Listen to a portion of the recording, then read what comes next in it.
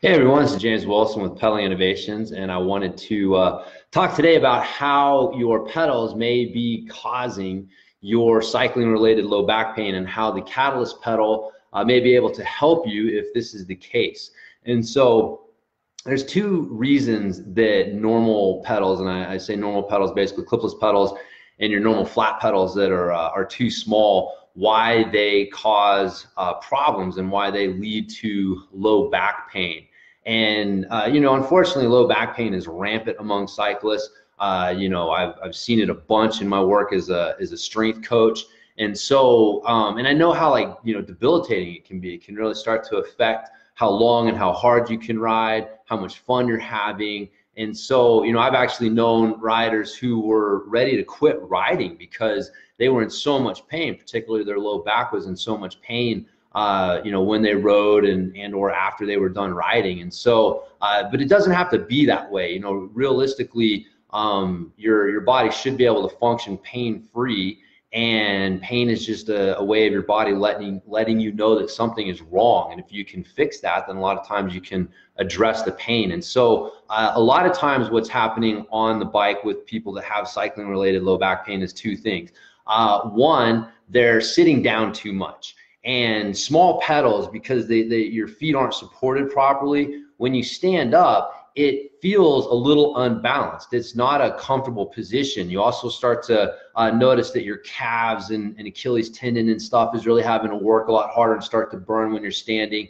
And so we're also told sit and spin. This is the advice that we're given, is you need to sit down and spin and only stand up when you have to. But the problem is when you're sitting down, you're in a bad position for your lower back. Like if sitting is the new smoking, then sitting down on your bike and pedaling has got to be like doing bong hits of crack. I mean, there's no way that could be good for your low back. And so the being encouraged to sit so much leads to a lot of low back pain. And then also the other problem is that you don't have any support under your heel. And when you don't have support on the back end of the arch, then you can't get pressure on that end of the arch. And when you can't get pressure on the back end of the arch, basically your heel, you can't recruit your hips properly. And this is one of the reasons when you're in the gym, you'll have coaches yell at you, hey, don't come up on your toes when you're doing squats or deadlifts or lunges. Don't come up on your toes. Make sure you're driving through your heels, because that's the only way that you can properly activate your hips.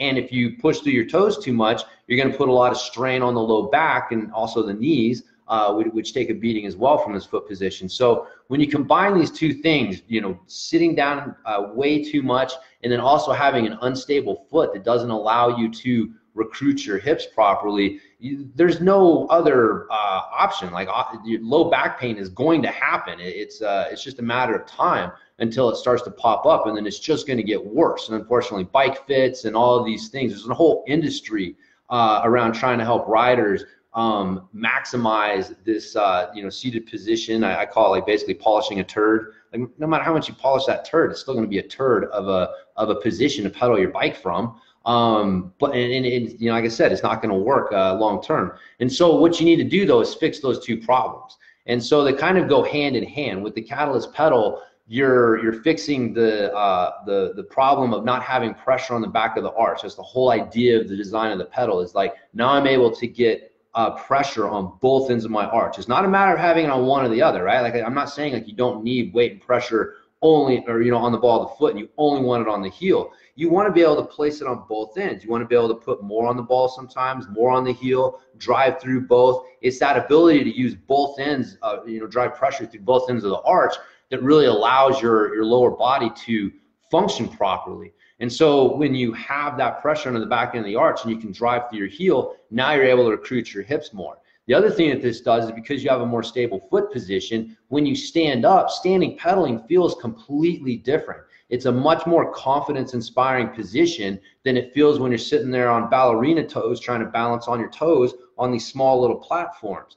And so you're able to stand up more, which is going to get you out of that seated pedaling position. What I recommend people do is you use standing pedaling for your hard, high tension efforts, and you use seated pedaling for the low tension and recovery efforts. And if you're alternating and you're using those two positions like that, you're getting the best of both worlds, and you're also putting the least amount of I guess kind of overuse damage on your body. Like when you're in those high tension modes, you're not in the adult fetal position, just buckled down going for it. It's like, no wonder your lower back's about to blow out.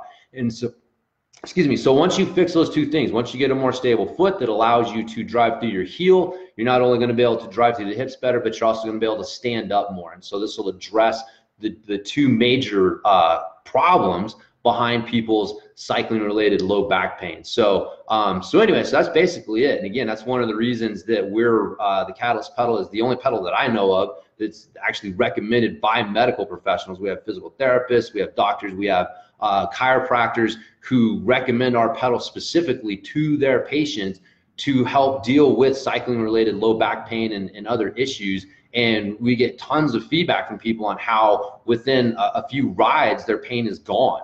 Because of, again, once you address these issues, like your body can and should be able to function in a pain-free way. And pain is just your body's way of letting you know, hey, something's wrong. And if you fix those problems, then your body can function in a pain-free way.